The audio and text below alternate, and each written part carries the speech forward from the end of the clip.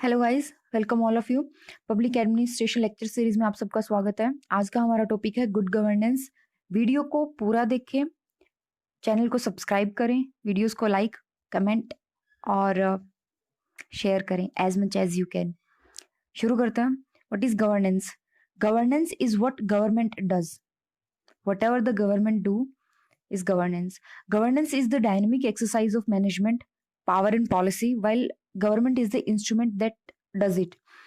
Governance in the present context is an attempt to widen the scope of public administration by stretching beyond formal government. It is broader in nature, extending up to private sector non-governmental mechanism along with governmental institution.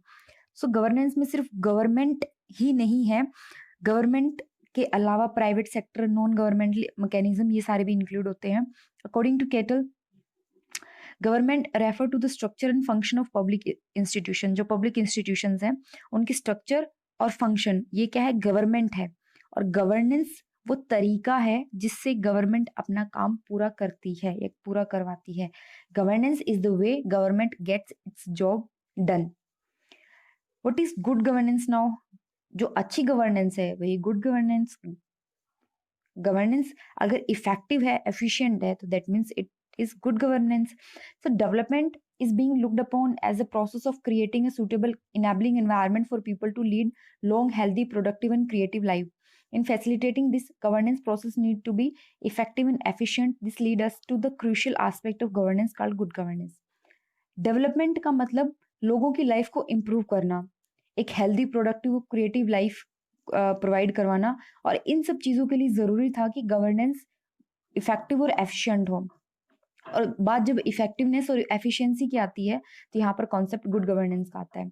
According to Leftwich, good governance involve an efficient public service, एक अच्छी public service हो, efficient हो, independent judicial system हो, legal framework to enforce contract and accountable administration of public funds, an independent public auditor responsible to a representative legislature, respect for the law, human rights at all level of government, a pluralistic institutional structure and a free press.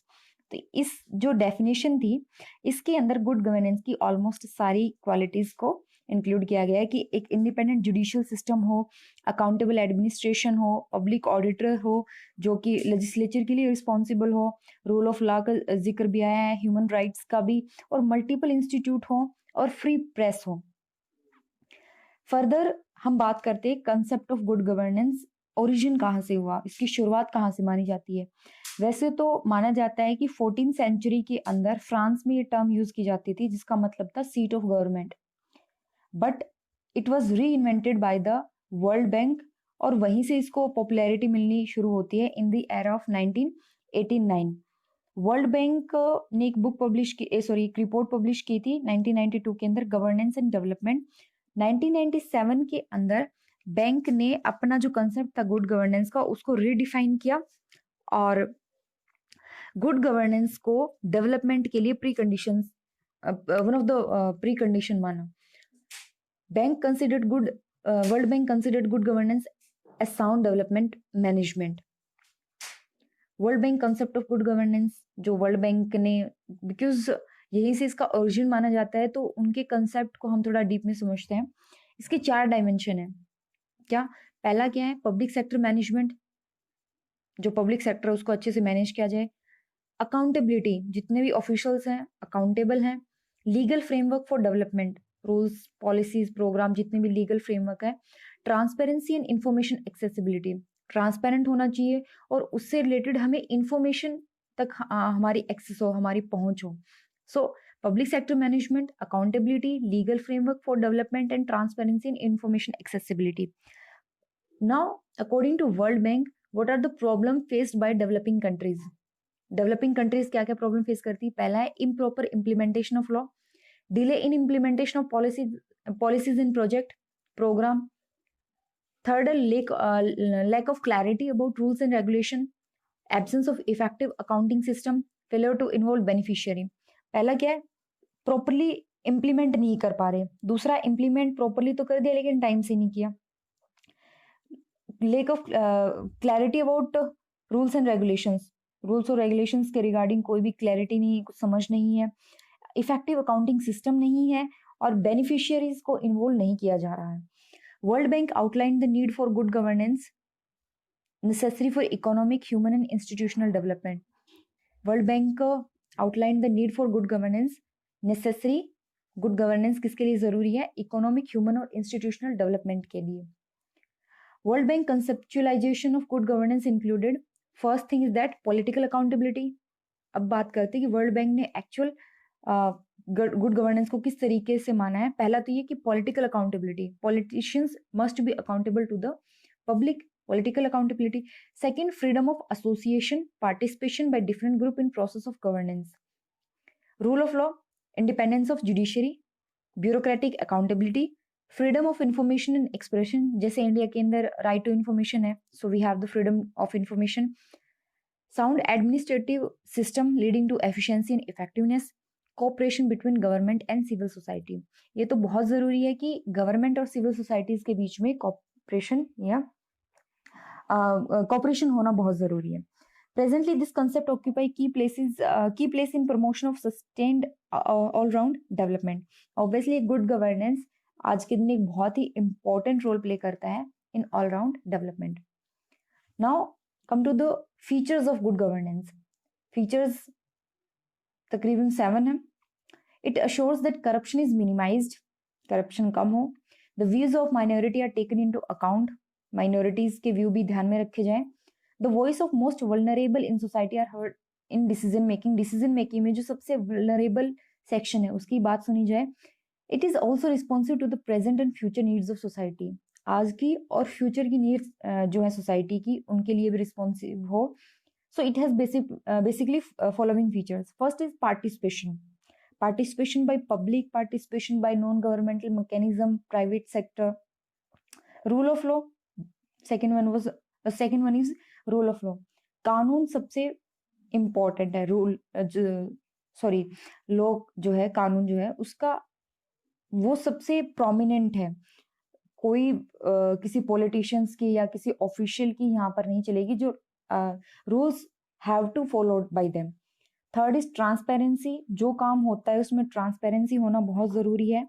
Responsiveness, responsiveness का मतलब होता है कि society को चाहिए क्या और आप प्रोवाइड क्या कर रहे हो, जो नीड्स हैं उनकी, उन नीड्स को फुलफिल आप कर पा रहे हो कि नहीं कर पा रहे हो। इक्विटी एंड इंक्लूसिवनेस, सब लोग मिलकर के काम करें, सबको एक तरीके से अगर कोई डेवलपमेंट प्रोजेक्ट चल रहा है तो सबको उसका बराबर फायदा हो, इक्विटी आए, इंक्लूसिवनेस हो। इफेक्टिवनेस एंड एफिशिएंसी, जितना आपने इनपुट डाला है क्या वो आउटपुट आपका उससे मैच कर पा रहा है, उतना जितना आपने रिजल्ट एक्सपेक्ट किया था उतना है या नहीं है, या फिर आपने जितने बेनिफिशियरी को के लिए सोचा था कि ये इतने लोगों को बेनिफिट प्रोवाइड करेगा उतने लोगों को किया कि नहीं। This is effectiveness and efficiency. And further accountability, accountable means जवाबदेह होना, उत्तरदायी होना, अकाउंटेबल होना। So these are features of good governance. Further is significance of good governance. Significance, फायदा क्या है इसका, काम क्या आती है good governance. Good governance is a combination of efficiency concern of public management and accountability concern of governance. Good governance में दो चीजें आती हैं, एक तो पब्लिक मैनेजमेंट मतलब प्राइवेट सेक्टर वाला जो एफिशिएंसी वाला कंसर्न था, और दूसरा अकाउंटेबिलिटी वाला कंसर्न जो है गवर्नेंस का, कि लोगों के लिए अकाउंटेबल है। So it aims at improving quality of life of citizen, enhancing effectiveness and efficiency of administration, establishing the legitimacy and credibility of institution, मतलब लोगों को institutions पे भरोसा हो, उनकी legitimacy और credibility को दोबारा establish किया जाए।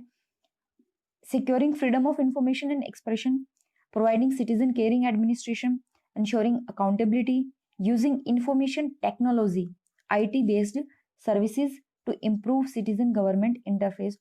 आज के दिन इंफॉर्मेशन टेक्नोलॉजी या आईटी बहुत ही इंपॉर्टेंट रोल प्ले करता है in the governance. Improving productivity of employees, promoting organisational pluralism. Organisational pluralism हमने पब्लिक चॉइस थ्योरी के अंदर भी पढ़ा था that there must be multiple organisation, तो लोगों के पास चॉइस हो कि उन्हें किन की सर्विस लेनी है, किन की सर्विस उन्हें पसंद है। So organisational pluralism. So these are the significance of good governance की गुड गवर्नेंस है तो ये सारी चीजें पॉसिबल है, या उसका एम ये है। Okay, further we talk about good governance in Indian context. Indian context के अंदर गवर्नेंस प्रोसेस क्या रही या गुड गवर्नेंस किस तरीके से ओरिजिनेट हुआ। हमें पता है 1947 के अंदर इंडिया इंडिपेंडेंट होते हैं। So in the era of 1950s और 1960s जो रिफॉर्म आते हैं वो मेनली अभी तक जो गवर्नमेंट का स्ट्रक्चर था वो ब्रिटिशर्स को बेनिफिशियल था, और अभी जो स्ट्रक्चर उन्होंने जो अडेप्ट करना था वो इंडियन कॉन्टेक्स्ट के लिए बेनिफिशियल होना चाहिए था। सो मेनली यहाँ पर जो डिसीजन लिए गए, जो रिफॉर्म लाए गए, वो स्ट्रक्चरल थे नेचर के अंदर, उसकी एडमिनिस्ट्रेशन के स्ट्रक्चर को बदलने की कोशिश की गई। बट 1990s के एरा के अंदर जो रिफॉर्म आए थे वो यहाँ पर उसके नेचर को थोड़ा वो चेंज करने की कोशिश की गई थी। जैसे ट्रेडिशनल ब्यूरोक्रेटिक एडमिनिस्ट्रेशन को सिटीजन ओरिएंटेड एडमिनिस्ट्रेशन के अंदर ट्रांसफॉर्म किया गया in the year of 1990s। मतलब यहाँ पर रिफॉर्म का नेचर भी चेंज हो रहा है।